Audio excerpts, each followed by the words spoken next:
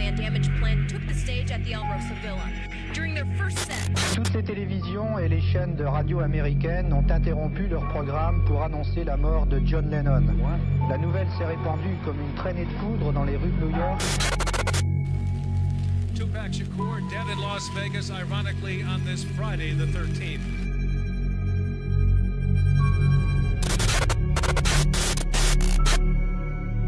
All right. Bonjour tout le monde, toujours à du crime à mes oreilles. C'est ici, toujours Alex, avec Philippe et Karine, encore une fois. Et pour ceux-là qui nous écoutent en rediffusion, c'est qu'on est live sur Twitch, deux épisodes back-à-back. Ça fait, à un moment donné, ça fait bizarre là, de faire semblant tout le temps que on fait de quoi de nouveau. Là. Fait que, on est dans un streak de 2 épisodes et là, Karine vient d'enregistrer son premier épisode de True Crime. Ça a bien été, Karine? Eh oui, ça a bien été. En tout cas, moi je t'ai trouvé bonne, puis je pense que tu devrais prendre la confiance. Oui, exactement. Faut revenir. Yes. Et Philippe, aujourd'hui, c'est toi qui nous présente quelque chose. Ouais, donc aujourd'hui, je vais vous parler des Black Lips. Est-ce que vous connaissiez les Black Lips? Non, moi, je ne connaissais pas, non. Vous ne connaissez pas?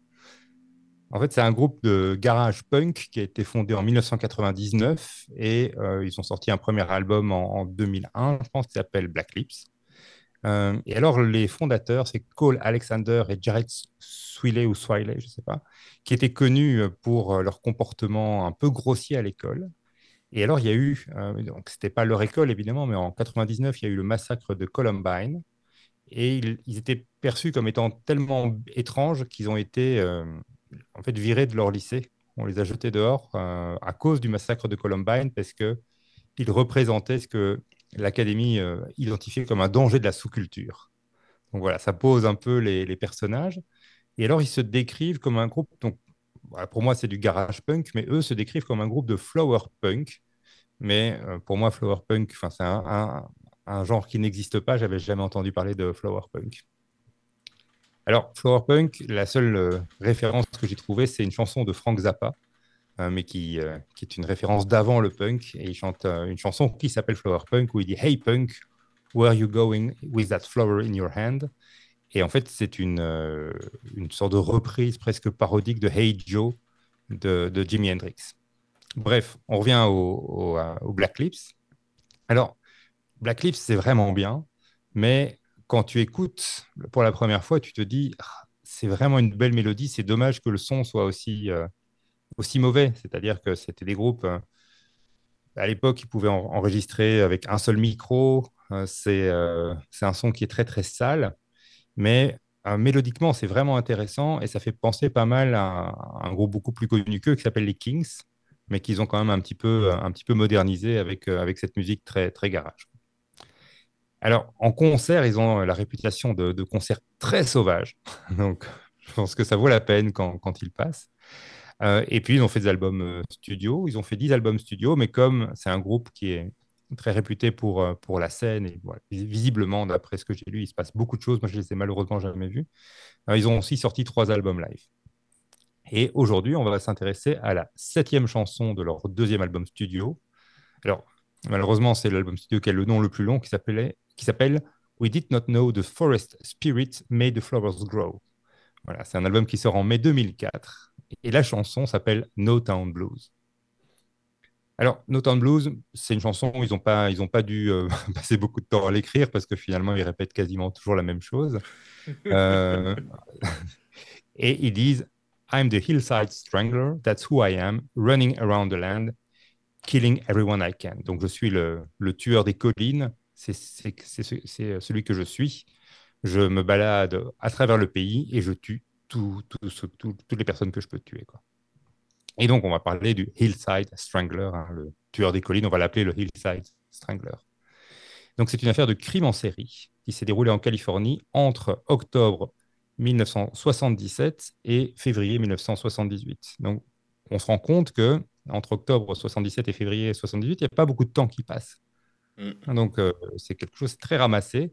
C'est 4 mois, mais en 4 mois, il y a eu 10 victimes. Oh, c'est beaucoup, donc, 4 mois. C'est vraiment, vraiment beaucoup, quoi.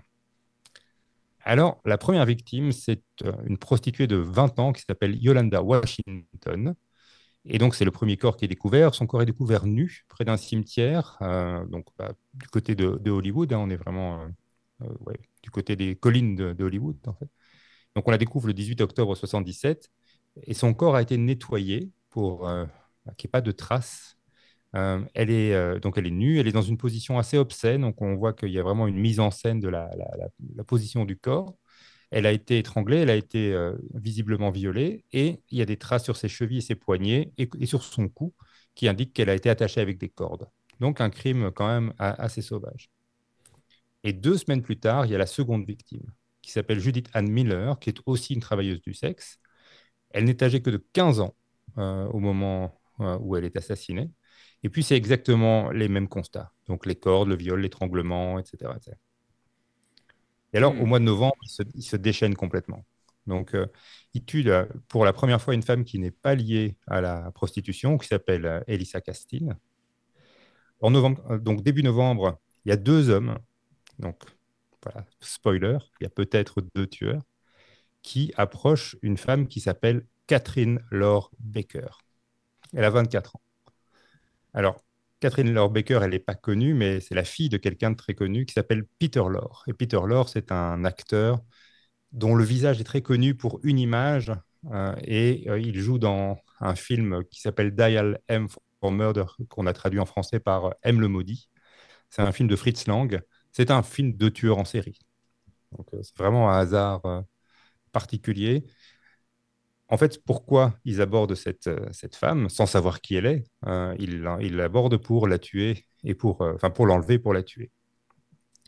Mais quand elle présente son permis de conduire, hein, parce que les 2 hommes se font passer pour des policiers, ils comprennent qui elle est.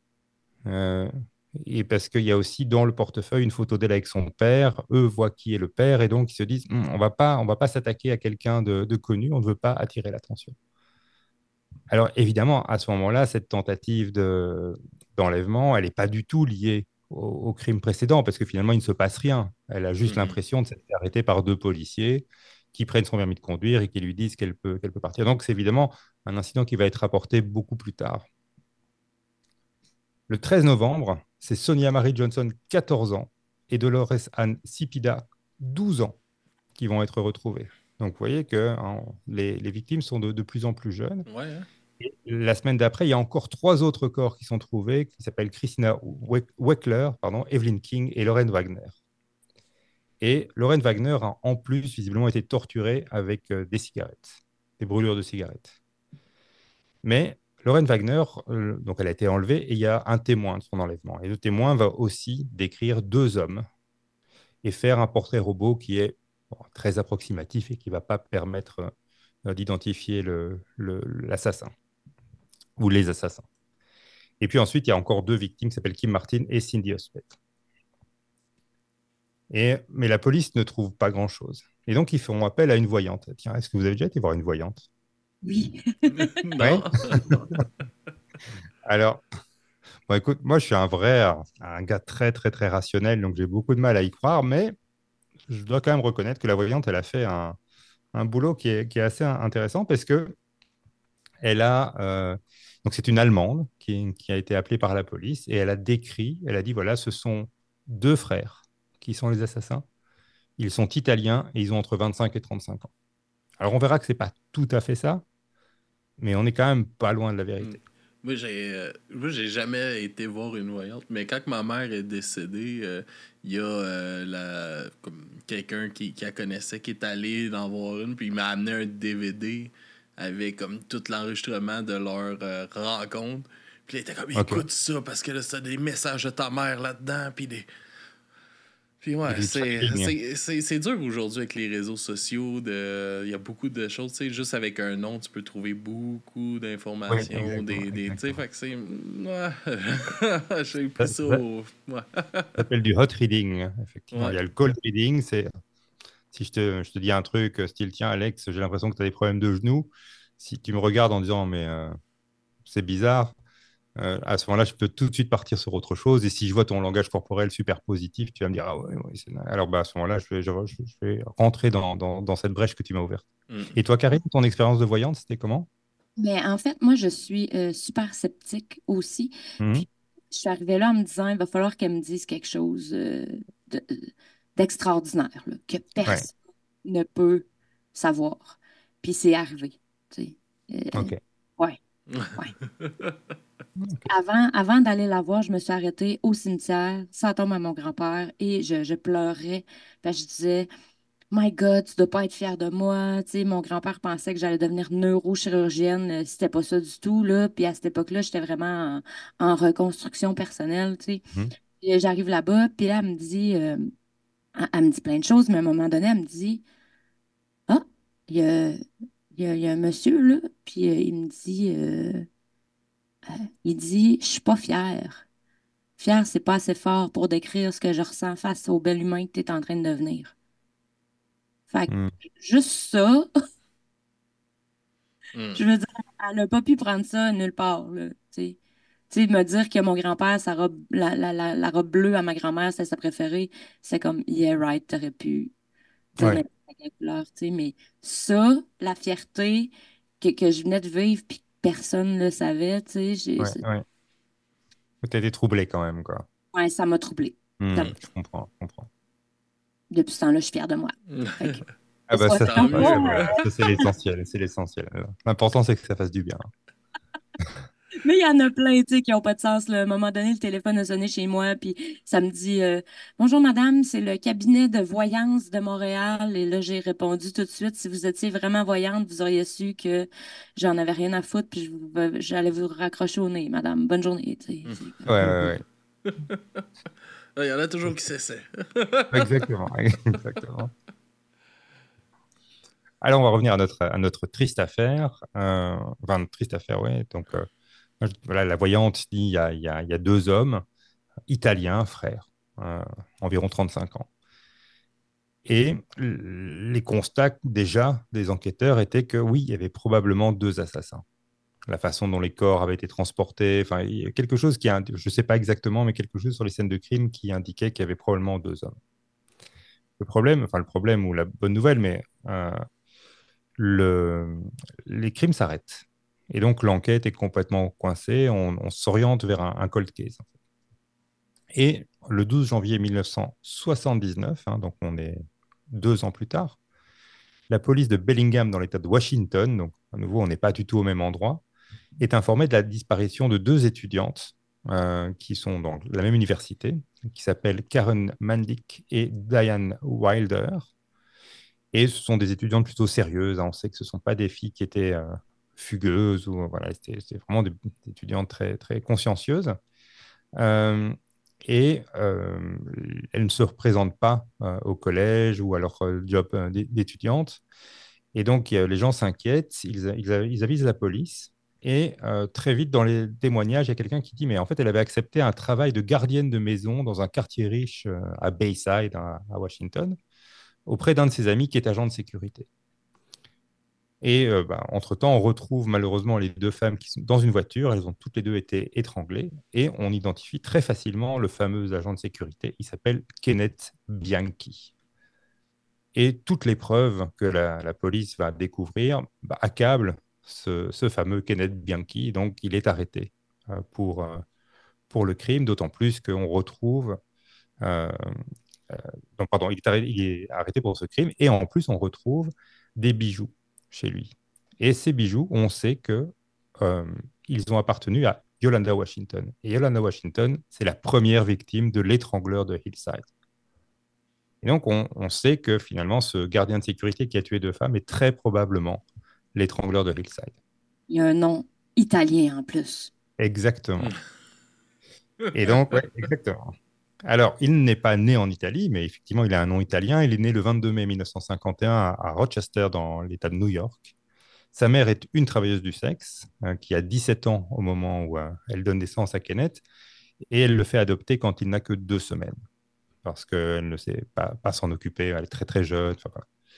Donc, il ne s'appelle pas Kenneth Bianchi à la naissance, il est adopté par des gens qui s'appellent les Bianchi. Donc, c'est un couple d'Italiens qui l'adopte. Et très vite, c'est un enfant à problème. Alors, ça commence par des problèmes qui ne sont pas très graves, notamment, il fait pipi au lit très, très longtemps, beaucoup plus que la moyenne des enfants. Il passe très souvent du temps à regarder dans le vide, et à un moment, ses yeux se retournent, par exemple. Donc, ça ne fait pas de toi un psychopathe quand tu fais quelque chose comme ça, mais ça ne rassure pas, quoi. Ouais, c'est flippant de voir ton enfant Oui, faire ça, c'est par ça. exemple. Et puis, il ment tout le temps. Il est toujours, voilà, c'est vraiment un menteur compulsif. Et donc, malheureusement, le beau-père, le père adoptif décède. Donc, la mère, qui s'appelle Frances, va élever Kenneth Bianchi toute seule. Elle va voir des médecins, mais elle trouve vraiment pas de soutien. Et on lui dit, mais ça va passer avec le temps. Mais en fait, ça ne passe pas avec le temps. À 18 ans, Kenneth Bianchi se marie avec une certaine Brenda qu'il fréquente depuis quelque temps. Mais le mariage, dès qu'il se marie, en fait, ça se passe pas très bien. Et après 8 mois, elle le quitte. Et ça le plonge dans une dépression. Au niveau professionnel, ça va pas bien non plus, mais vous connaissez l'histoire, en fait, c'est un peu toujours la même chose, hein. Ce sont des gens qui sont très, très erratiques, et donc il va enchaîner les petits boulots, il en garde aucun. Il rêve de devenir policier, donc il suit des cours de sciences policières dans un community college, mais il abandonne très, très vite. Il va quand même essayer de rentrer au bureau du shérif, mais il n'est pas reçu, donc sa candidature est refusée. Et donc, il commence à travailler comme agent de sécurité. Mais très vite aussi, il se fait licencier parce qu'il a volé sur son lieu de travail. Champion. Donc, voilà, rien qui va. La meilleure place pour voler, ça. Voilà. Et donc, comme rien ne va, il n'a plus rien à perdre. Il a 25 ans, il déménage vers Los Angeles, et il va vivre avec son cousin. Donc, ils vont être colocataires, et son cousin, c'est Angelo Bueno Jr. Je ne sais pas si mon accent italien est très bon, mais Angelo Buono. Donc là, on est en 1976. On a deux cousins italiens qui vivent ensemble. Et là, ils rêvent de business. Et alors, ils se disent, voilà, ils ont envie d'argent. Et le business qui leur paraît le plus rentable, c'est de devenir macro. Alors, est-ce qu'on dit macro au Québec pour dire un pimp? On dit pimp. Ah, vous dites pimp, ok. Donc, ils deviennent pimp. Et ils kidnappent deux femmes. Ils vont les séquestrer. Visiblement, ça se passe beaucoup comme ça dans le milieu de la prostitution. Mais au bout de quelques temps, mais ça va quand même durer plusieurs jours, elles parviennent à s'échapper. Donc voilà, loser un peu jusqu'au bout. Et puis en 1977, ils se font arnaquer par une prostituée. Et cette prostituée s'appelle Yolanda Washington. Et Yolanda Washington, on en a déjà parlé, c'est leur première victime. Mm-hmm. Et là, donc... c'est ça qui a mis les feux au brousse. Exactement. C'était une vengeance. La première victime était une vengeance et visiblement, ils ont tiré une forme de gratification, de satisfaction de cette vengeance. Et pendant la vague de meurtres, Bianchi, il est en couple. En fait. Donc, ça n'est pas, voilà, il ne vit plus avec son cousin, il est avec une certaine Kelly qui est enceinte. Et donc, les meurtres s'enchaînent. Et à un moment, Kelly quitte Bianchi, elle part vivre à Bellingham, dans l'État de Washington, où il va commettre ses deux derniers meurtres. Et donc, c'est cet événement-là, parce qu'à un moment, il se dit, voilà, ma femme est enceinte, donc je vais essayer quand même de la suivre pour connaître l'enfant qui va naître, et c'est pour ça qu'il part à Bellingham. C'est sûr que c'est une bonne façon pour pouvoir pour pouvoir le connaître, de continuer de tuer. Ouais, c'est vraiment des authentiques psychopathes, quoi. Oh, oui. Et donc, suite à l'arrestation de Bianchi, il va quand même dénoncer plus ou moins son cousin Buono, et donc les deux hommes vont être arrêtés et condamnés. Alors, pendant le procès, il va tenter de plaider la maladie mentale, et va même essayer de plaider le syndrome des personnalités multiples. Et alors, ça, j'ai jamais réussi à comprendre si ça existait vraiment. Ce syndrome-là, mais visiblement oui, hein, il y a des gens qui ont vraiment ce syndrome de personnalité multiple. Mais en tout cas, cette défense, elle n'est pas crédible. Et donc, il est condamné à perpétuité. Enfin, les deux sont condamnés à perpétuité, d'ailleurs, sans possibilité de libération conditionnelle. Et En 1980, donc on est 1 an après l'arrestation, il rencontre une femme qui lui écrit en prison, et elle s'appelle Veronica Compton. Et Veronica Compton, c'est le personnage principal du prochain épisode du scénario du Ah, film. wow! Ouais. Cliffhanger! Cliffhanger, j'en dirai pas trop, mais c'est un. Et on va le sortir normalement le 23 avril. Alors, Alex le sait parce que j'en ai parlé hors antenne, mais toi, Karine, est-ce que tu sais ce qui se passe le 23 avril chaque année? En fait, il y a une Pride. Non, je sais pas. Alors, c'est la Pride la libristophilie. Et Qu'est-ce que... l'hybristophilie, c'est on va dire on va pas dire une perversion, mais c'est une préférence sexuelle qui fait que tu es sexuellement attiré par des assassins. Ah, il y a une journée pour ça. Il y a une journée, il y a une Pride pour ça, il y a un drapeau pour l'hybristophilie. Et pourquoi c'est le 23 avril? Eh bien, c'est parce que le 23 avril 1934, on a tué Bonnie and Clyde. Et donc, on appelle ça aussi le Bonnie and Clyde Day. Voilà. Et je ne vais pas rentrer dans le Ah, détail. c'est ton épisode, là. Ça me fascine, ça. Ouais. Je n'arrive pas à comprendre comment on peut Mm. être attiré par quelqu'un qui peut... Qu'il y a ce potentiel-là. Là. Charles Manson recevait 20 000 lettres d'amour par an en prison. 20 000. C'est énorme. C'est énorme. Voilà. Et donc, je vais pas rentrer dans trop de détails par rapport à ça, mais ce que cette femme va faire par amour pour ce tueur en série, c'est une folie incroyable. Voilà. À Bref, découvrir dans le prochain ouais, scénario exactement, du pays. exactement. Exactement. Euh, Le alors, bien, 23 avril, t'as dit? le... Pardon, qu'est-ce que je raconte? Le 23 mai. Merci. Merci. Attends, j'ai un doute J'avais maintenant. l'impression que j'étais dans une DeLorean, là, puis que C'est moi qui ai un doute maintenant. Attends. Je vérifie dans mes notes. Si c'est pas moi qui suis complètement à côté de la plaque. Le joie du live, yes! Oui, exactement. Mais bref, on va voir. Bon, bref, on sortira l'épisode, même si c'est pas le bon jour. Mais... en tout cas, l'intention était de le sortir le jour de l'anniversaire de la mort de Bonnie and Clyde. Mais je sais pas pourquoi je pensais au 23 avril, effectivement. Voilà. Bref, bien qu'il est toujours vivant. Yes. C'est un vieux monsieur, il est toujours en prison, tandis que son cousin Buono, lui, il est mort d'un accident cardiaque en 2002. Et c'est vraiment un tueur en série qui est vraiment resté dans l'imaginaire parce qu'il y a quelque chose d'extrêmement sauvage et c'est très très rare d'avoir finalement toute cette synergie, hein, parce qu'on a Bianchi, on a Buono, et puis on aura Veronica Compton qui va rentrer dans cette danse-là et qui va finalement perpétuer le travail du Hillside Strangler. Donc voilà, moi je trouve que c'est une histoire qui est complètement folle. Et donc je vais terminer sur les Black Lips pour dire que voilà, je trouve que c'est un groupe qui est pas facile à écouter à cause de ce son qui est très très très brut et très sale. Mais par contre, vraiment au niveau mélodique, notamment cette chanson No Town Blues, tu l'écoutes, tu dis ah c'est un peu sale, mais tu vas l'avoir en tête et tu vas la chantonner toute la journée. Et je trouve que voilà pour ça, pour leur qualité mélodique, c'est vraiment intéressant d'écouter les Black Lips.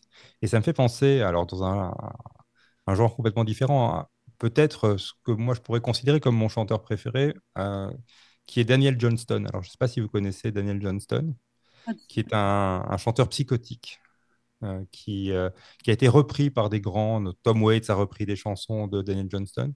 Il a été repris par Beck, enfin par pas mal de gens. Il y a des compilations de reprises de Daniel Johnston. Mais lui était complètement psychotique, donc il a passé il est malheureusement décédé. Il a passé autant de temps en hôpital psychiatrique qu'en dehors. Je pense qu'il a passé un total de plus de 20 ans en hôpital psychiatrique. Et il y a un film sur lui qui s'appelle The Devil and Daniel Johnston, sur justement cette maladie mentale. Et cette maladie mentale faisait qu'il créait des chansons qui étaient complètement hors cadre, hors normes. Il forçait à l'époque où c'était possible les portes de MTV pour chanter en live là-bas. Et Dan Johnson, il ne sait pas chanter, il ne sait pas jouer d'instrument. Il venait avec sa guitare, mais il ne savait pas en jouer, il grattait un truc complètement random. Et le résultat est complètement magique. Donc, il avait un sens mélodique incroyable. Il y a des chansons, il y a une chanson qui s'appelle True Love Will Find You in the End. C'est difficile de ne pas avoir une petite larme quand tu écoutes ça, tellement c'est profond, c'est sublime au niveau des paroles.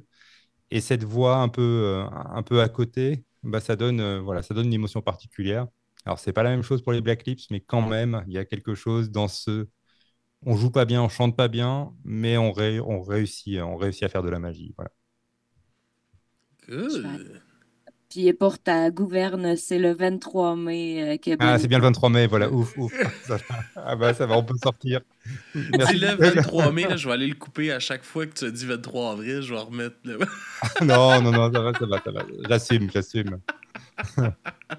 Ouais, merci beaucoup. Fait que, le scénario du pire avec un gros épisode qui va s'en venir. On va sortir celle-là avant. Fait que Ouais. ça pourra exactement faire suite pour ton épisode du scénario du pire. Karine, on va vous encourager sur le Patreon pour cet été. Puis on vous regarde vos réseaux sociaux pour les spectacles où est-ce qu'on peut vous voir en show puis tout ça. Exactement. Voilà. Alright. Puis pour Du bruit à mes oreilles, facile, dubruitamesoreilles.com. Il y a le Patreon si vous voulez nous encourager aussi. Il y a Twitch si vous voulez nous encourager aussi, que vous pouvez vous abonner avec votre Prime. Puis sinon, on se dit à la prochaine. Puis merci tout le monde d'avoir été là. Merci Karine d'être venue participer avec nous à deux épisodes du crime à mes oreilles. Puis si jamais tu veux revenir, ça sera un plaisir de t'accueillir encore une fois. Puis à la prochaine tout le monde. Bonne semaine. Bye bye.